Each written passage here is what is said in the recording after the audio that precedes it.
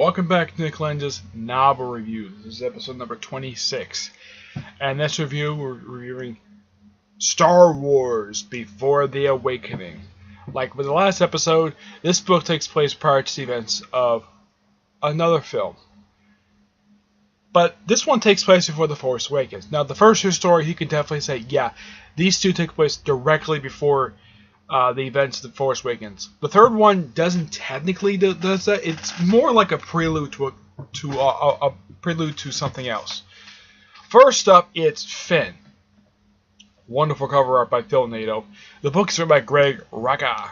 Yep, I think this is the second Star Wars novel I've actually read that he actually wrote.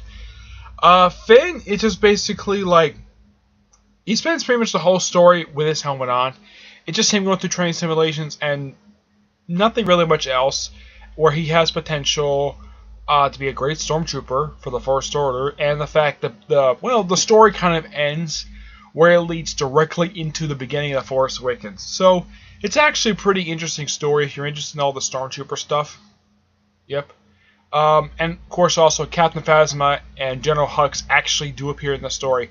Phasma appears a little bit more than Hux does. Hux appears a couple times in that story, but a lot of it is basically Finn reporting directly to Captain Phasma. As for Rey, it's just simply what she was up to, like when you first saw her in The Force Awakens. She is just a scavenger. She pretty much, oh yeah, and they mentioned the whole thing with the whole walker that she lives in and the ships that she finds. It's just a little adventure for her, what she was doing just prior to the events of Force Awakens. And it's a pretty interesting story. Now, my favorite story in here is the one with Poe Dameron. Yeah, he's the one awesome character, and just by sheer coincidence, the artists who draw the images in this book later on, just Phil Nato. He actually currently does the Poe Dameron comic, which is written by Charles Shull, and this is what his X-wing looks like in the book. Though in the film, it kind of looks like one of the classic X-wings.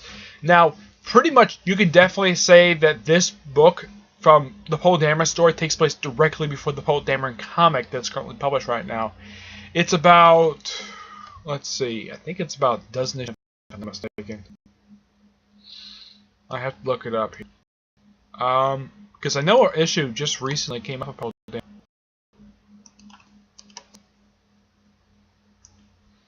When it comes here. It is 9 issues in. Yep. It is, in fact, 9 issues in. So yeah, it's 9 issues in, and this story takes place directly before that.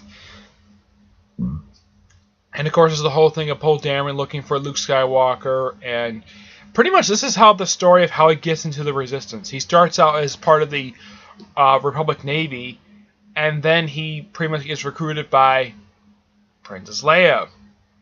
Yep, who is at this point General Organa. She's the one who recruits Poe and his Raptor Squadron into the Resistance. And pretty much the book ends simply leading directly into the Poe Dameron comic, which I'm hoping to get a chance to review the first trade when I get my hands on it, because it's a really damn good comic.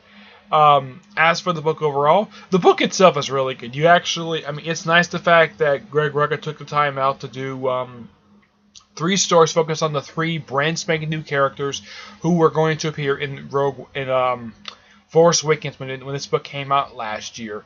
No, I did not read this when it came out. I just read this just recently because I finally got my hands on it. The book itself is good. What do I give each of the stories? Poe's, I give that 9.55. I think that was amazing. Rey's, I give that one 8 because it was still interesting though. But I would say none of the stories are weak. They're pretty good stories. Finn, I give him an 8.5 out of 10. The whole book, I give a 9 out of 10. It's a really good book. If you're interested in more of background of the new characters in The Force Awakens, the 3 prime focus characters, who are kind of like this trilogy's new big 3. That's simply the whole point of them. I mean, if you look at them, Poe Dameron is like Han Solo. Is kind of like a mixture between Han Solo and Luke Skywalker. Poe is kind of like, I don't know what he could be. Rey is kind of like Luke in a way. And as for Finn, I don't know about Finn. I mean, anybody can tell easily that Poe Dameron is basically... It's like when they created the character, they mixed him... He's a mix between Luke Skywalker and Han Solo because how much of his personality is very similar to both of them. Rey is kind of similar to Princess Leia. Well, General Leia. General Organa. A little bit. It's mixed between Leia and Luke. A little bit. As for Finn, he's kind of like the odd man out in a way. But... this is still a good book. I do highly recommend it for people who are... Even if you have seen The Force Awakens, I do recommend you read this book.